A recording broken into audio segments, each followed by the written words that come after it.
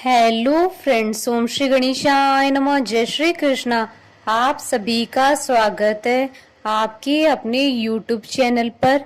Friends, आज हम आपको इस वीडियो में बताने जा रहे हैं साल 2023 की वैशाख पूर्णिमा, जिसे बुद्ध पूर्णिमा के नाम से भी जाना जाता है, का शुभ मुहूर्त, पूजा विधि, व्रत कथा, महत्व और वैशाख पूर्णिमा के दिन क्या चीजें दान करें और वैशाख पूर्णिमा के दिन किए जाने वाले अचूक उपायों के बारे में। फ्रेंड्स, वीडियो शुरू करने से पहले आपसे रिक्वेस्ट है, अगर आप हमारे चैनल पर नए हैं और आपने अभी तक चैनल को सब्सक्राइब नहीं किया है तो प्लीज सब्सक्राइब कीजिएगा चैनल को, साथ ही प्रेस कीजिएगा बेल आइकन को, जिससे नए वीडियो से रिलेटेड नोटिफिकेशन आपको तुरंत प्राप्त हो सके।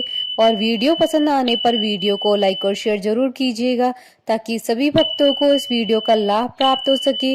और कमेंट बॉक्स में जय श्री कृष्णा जरूर लिखिएगा। हिंदू धर्म में वैसे तो हर मास की पूर्णिमा का महत्व होता है, परंतु पुराणों में वैशाख की पूर्णिमा को अत्यंत पवित्र एवं फलदायी तिथि माना गया है। वैशाख पूर्णिमा के दिन पिछले 1 महीने से चला आ रहा वैशाख स्नान और विशेष धार्मिक अनुष्ठानों की पूर्ण आहुति की जाती है। मंदिरों में हवन पूजन के बाद वैशाख महात्मा कथा का पारायण भी किया जाता है। हिंदू धर्म के अनुसार वैशाख मास धार्मिक दृष्टि से हर महीनों में उत्तम मास माना गया है। इस मास की पूर्णिमा तिथि को गंगा स्नान, दान, पुण्य और व्रत करने से विशेष लाभ प्राप्त होता है। इस पूर्णिमा को सिद्ध विनायक पूर्णिमा और सत्य विनायक पूर्णिमा भी कहते हैं। वैशाख पूर्णिमा की तिथि के दिन ही महात्मा बुद्ध का जन्म हुआ था, इसलिए इसे बुद्ध पूर्णिमा भी कहते हैं। इसी तिथि को महात्मा बुद्ध को बौद्धत्व की प्राप्ति हुई थी। इसी तिथि को ही उनका महानिर्वाण भी हुआ था। भगवान श्री कृष्ण ने वैशाख पूर्णिमा का महत्व अपने परम मित्र सुदामा को उस समय बताया था जब वे द्वारिका पहुंचे थे। श्री कृष्ण जी के बताने के अनुसार सुदामा जी ने व्रत किया, इससे उनकी दरिद्रता और दुख दूर हो गए थे। इससे वैशाख पूर्णिमा का महत्व और बढ़ जाता है। वैशाख पूर्णिमा के दिन भगवान विष्णु की पूजा अर्चना करने का विधान है। इस दिन भगवान विष्णु की पूजा करने से सभी मनोकामनाओं की पूर्ति होती है। इस दिन व्रत रखने से सुख समृद्धि में वृद्धि होती है। वैशाख पूर्णिमा को बुद्ध जयंती के रूप में भी मनाया जाता है। पूर्णिमा तिथि माँ लक्ष्मी, नारायण और चंद्रदेव को समर्पित है। इस दिन चंद्रमा अपनी 16 कलाओं से परिपूर्ण रहता है। इस दिन किया गया तीर्थ स्नान दान कभी खत्म नहीं होता है। धन की लक्ष्मी को प्रसन्न करने के लिए पूर्णिमा का दिन बहुत ही ज्यादा महत्वपूर्ण होता है। साल 2023 में वैशाख पूर्णिमा 5 मई 2023 शुक्रवार को है। इस साल वैशाख पूर्णिमा पर चंद्र ग्रहण भी लग रहा है। इस दिन भगवान सत्यनारायण जी की कथा और भगवान गौतम बुद्ध की पूजा का विधान है। मान्यता है कि पूर्णिमा के दिन पवित्र नदी में स्नान करने से 7 जन्मों के पाप धुल जाते हैं और व्यक्ति को अमृत की प्राप्ति होती है। इस दिन कूर्म जयंती भी मनाई जाती है। भविष्य पुराण और आदित्य पुराण के अनुसार इस दिन प्रातः नदियों एवं पवित्र सरोवरों में स्नान के बाद दान पुण्य का विशेष महत्व कहा गया है। धर्मराज के निमित्त जल से भरा हुआ कलश, पकवान एवं मिष्ठान आज के दिन वितरित करना गोदान के समान फल देने वाला बताया गया है। वैशाखी पूर्णिमा के दिन शक्कर और तिल दान करने से अनजाने में हुए पापों का क्षय हो जाता है। पूर्णिमा के दिन भगवान विष्णु की प्रतिमा के सामने घी से भरा हुआ पात्र, तिल और शक्कर स्थापित कर पूजन करना चाहिए। यदि हो सके तो पूजन के समय तिल के तेल का दीपक जलाना चाहिए। पितरों के निमित्त पवित्र नदियों में स्नान कर हाथ में तिल लेकर तर्पण करने से पितरों की भी तृप्ति होती है और उनका आशीर्वाद मिलता है। पुराणों के अनुसार वैशाख का यह पक्ष पूजा उपासना के लिए विशेष महत्वपूर्ण माना जाता है। वैशाखी पूर्णिमा के दिन पूजा के दौरान जितना हो सके ज्यादा से ज्यादा ओम नमो भगवते वासुदेवाय नमः मंत्र का जाप करना चाहिए। इसके साथ ही ओम नारायणाय नमः तथा श्री विष्णु सहस्त्रनाम स्तोत्र, श्री विष्णु जी की आरती करनी चाहिए। इस दिन भगवान विष्णु के सत्यनारायण स्वरूप की पूजा की जाती है। इसके अलावा इस दिन धर्मराज की पूजा का भी विधान है। माना जाता है कि इस व्रत से धर्मराज प्रसन्न होते हैं और अकाल मृत्यु का भय भी नहीं रहता है। फ्रेंड्स, अब आइए जानते हैं वैशाख पूर्णिमा के दिन क्या कार्य नहीं करने चाहिए। वैशाख पूर्णिमा के दिन मांस और मदिरा का सेवन न करे, घर में किसी तरह का कोई कलह न करे, किसी को अपशब्द कहने से बचे, आज के दिन झूठ बोलने से बचे। फ्रेंड्स, अब आइए जानते हैं वैशाख पूर्णिमा के दिन क्या कार्य करने चाहिए। सबसे पहले सूर्योदय से पहले उठकर घर की साफ सफाई कर ली।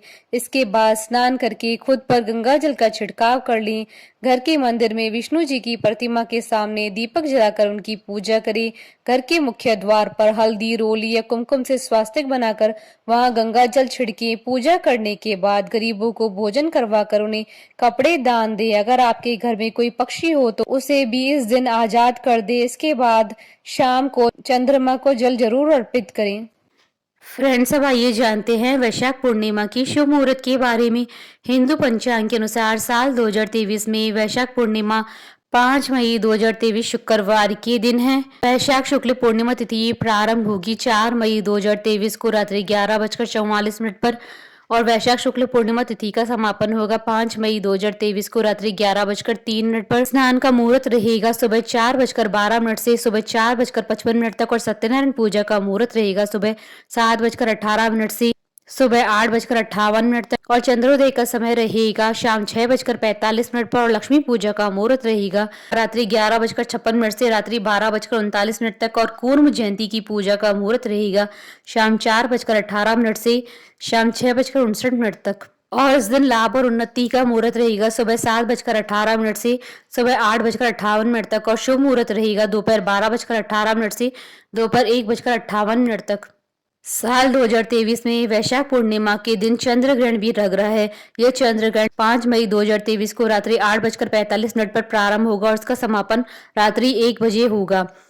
चंद्र ग्रहण का परम ग्रास समय रात्रि 10:53 पर होगा। चंद्र ग्रहण का सूतक काल 9 घंटे पहले शुरू हो जाता है, लेकिन साल का पहला चंद्र ग्रहण उपछाया चंद्र ग्रहण जो कि भारत में नहीं दिखाई देगा, इसलिए इसका सूतक काल भी मान्य नहीं होगा।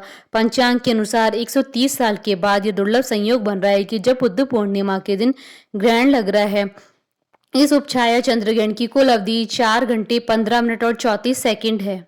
फ्रेंड्स, अब आइए जानते हैं वैशाख पूर्णिमा की पूजा विधि के बारे में। वैशाख पूर्णिमा के दिन प्रातःकाल सूर्योदय से पूर्व किसी पवित्र नदी, जलाशय, कुआं या बावड़ी में स्नान करना चाहिए। स्नान करने के बाद सूर्य मंत्र का उच्चारण करते हुए उगते हुए सूर्य को अर्घ्य देना चाहिए।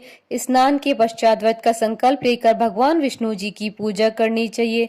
इस दिन धर्मराज के निमित्त जल से भरा कलश और पकवान अर्पित करने से गोदान के समान फल मिलता है। 5 या 7 जरूरतमंद व्यक्तियों और ब्राह्मणों को शक्कर के साथ तिल दान करने से पापों का शमन होता है। इस दिन तिल के तेल का दीपक जलाएं और तिलों का दान और तिलों का तर्पण विशेष रूप से करें। इस व्रत के दौरान एक ही समय भोजन करें। फ्रेंड्स, अब आइए जानते हैं वैशाख पूर्णिमा के दिन सुख, समृद्धि, शांति और राज्यों की प्राप्ति के उपाय के बारे में। वैशाख पूर्णिमा के दिन मां लक्ष्मी और भगवान विष्णु जी की पूजा का बहुत अधिक महत्व होता है। इस दिन धन और वैभव की प्राप्ति के लिए पीपल के पेड़ के नीचे घी का दीपक जलाएं और साथ ही घर में माता लक्ष्मी और भगवान विष्णु की पूजा करें। वैशाख पूर्णिमा के दिन मां लक्ष्मी को प्रसन्न करने के लिए आप 11 गोमती चक्र, हल्दी की गांठ या फिर कोड़ियां ले ले। पूजा के समय इन पर तिलक करें और फिर अगले दिन इन्हें अपनी तिजोरी या पैसों के स्थान में रख ले। ऐसा करने से आपके जीवन में धन और वैभव, समृद्धि हमेशा बनी रहेगी। वैशाख पूर्णिमा के दिन शुभ संयोग पर माता को खुश करने के लिए इत्र और सुगंधित फूल चढ़ाएं। इत्र माता के वस्त्रों पर अवश्य छिड़के और माता को घर में स्थायी रूप से निवास करने की प्रार्थना करें। वैशाख पूर्णिमा के दिन शिव जी की पूजा भी की जाती है। इस दिन शिवलिंग पर जल चढ़ाकर धूप से पूजा करें और ओम रुद्राय नमः मंत्र का जाप करें। ऐसा करने से आपको माता लक्ष्मी के साथ साथ भगवान शिव का आशीर्वाद भी प्राप्त होगा। शास्त्रों में इस दिन दान पुण्य का विशेष महत्व बताया गया है। पूर्णिमा के दिन जरूरतमंदों को भोजन और दान आदि करें, इससे धन, धान्य और वैभव की प्राप्ति होगी। वैशाख पूर्णिमा के दिन सफेद चंदन में केसर मिलाकर भगवान शंकर को अर्पित करने से घर से कलह और अशांति दूर हो जाती है। वैशाख पूर्णिमा के दिन घर के मुख्य द्वार पर आम के ताजा पत्तों से बनाए गए तोरण अवश्य बांध दे, इससे घर में शुद्धता का वातावरण बना रहता है। वैशाख पूर्णिमा के दिन शिवलिंग पर शहद, कच्चा दूध, बेल पत्र, शमी पत्र और फल चढ़ाने से भगवान शिव की जातक पर सदैव कृपा बनी रहती है। फ्रेंड्स, अब आइए आरंभ करें वैशाख पूर्णिमा की व्रत कथा। द्वापर युग में एक समय की बात है, माँ यशोदा ने भगवान श्री कृष्ण जी से कहा कि हे कृष्ण, तुम सारे संसार के उत्पन्न कर्ता पोषक हो। आज तुम मुझे ऐसे व्रत को कहो जिससे स्त्रियों को मृत्यु लोक में विधवा होने का भय नहीं रहे तथा यह व्रत सभी मनुष्यों की मनोकामनाएं पूर्ण करने वाला हो। यह सुनकर श्री कृष्ण ने कहा, हे माँ, आपने मुझसे बहुत ही सुंदर सवाल किया है। मैं आपको विस्तार पूर्वक बताता हूँ। सौभाग्य की प्राप्ति के लिए स्त्रियों को 32 पूर्णमासियों का व्रत करना चाहिए।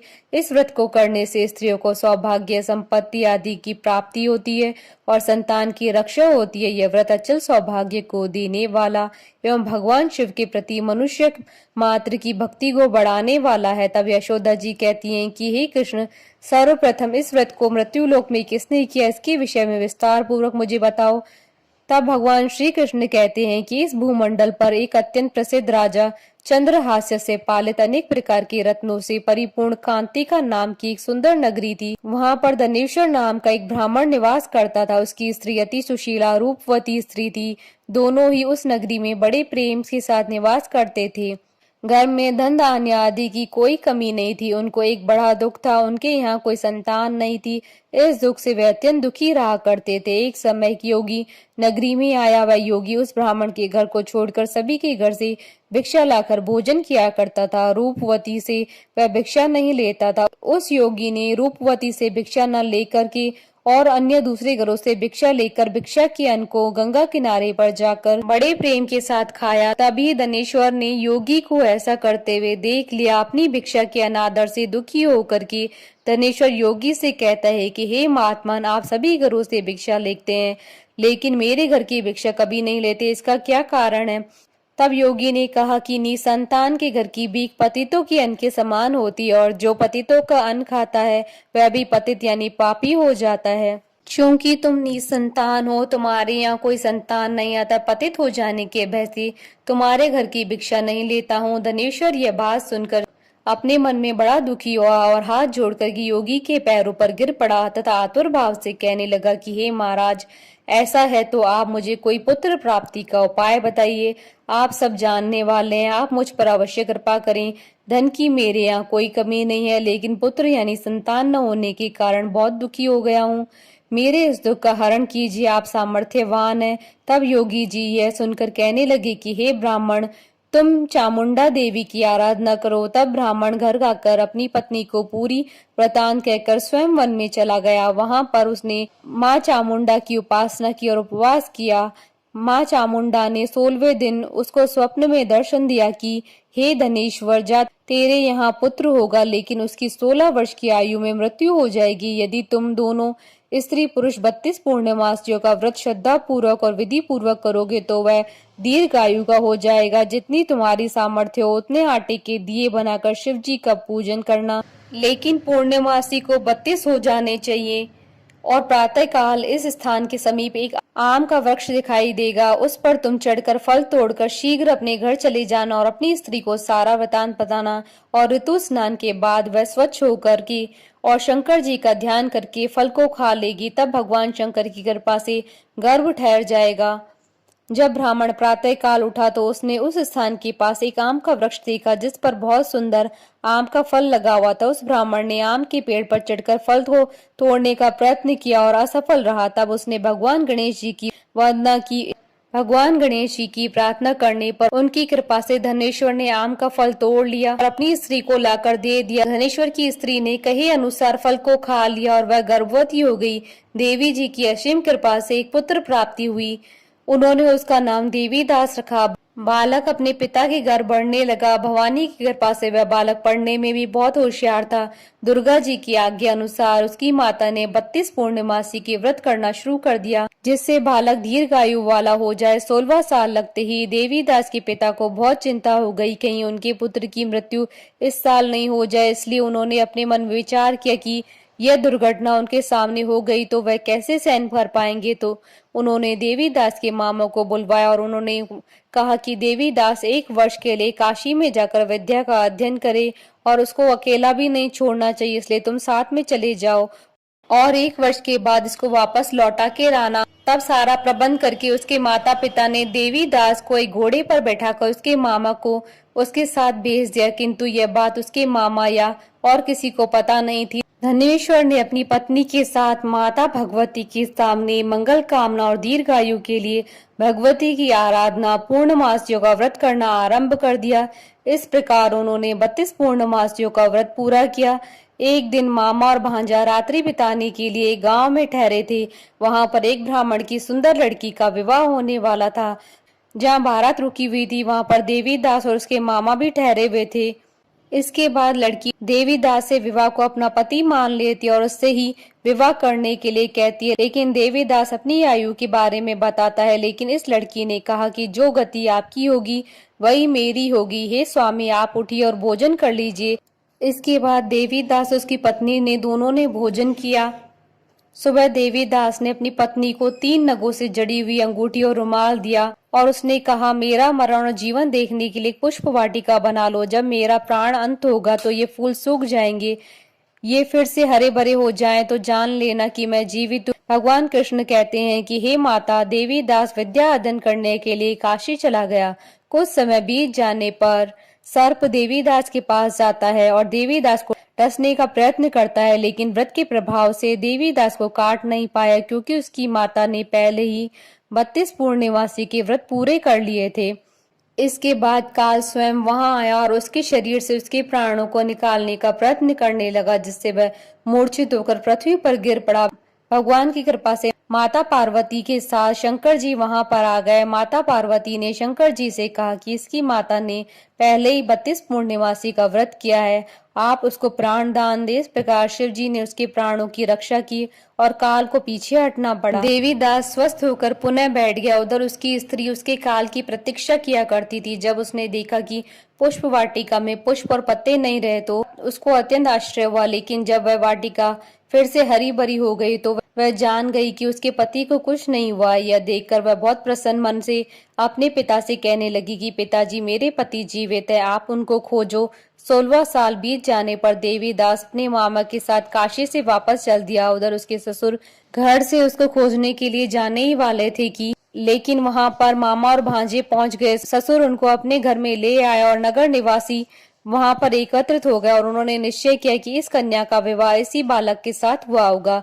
कन्या ने भी लड़के को पहचान लिया। कुछ दिन बाद देवीदास अपनी पत्नी और मामा के साथ बहुत से उपहार लेकर नगर की ओर चल देता है। जब वह गांव के निकट आ गया तो वहां के लोगों ने उसे देखकर उसके माता पिता को उसके आने की खबर दे दी। तुम्हारा पुत्र देवीदास अपनी पत्नी और मामा के साथ आ रहा है। ऐसा सुनकर उसके माता पिता बहुत खुश हुए।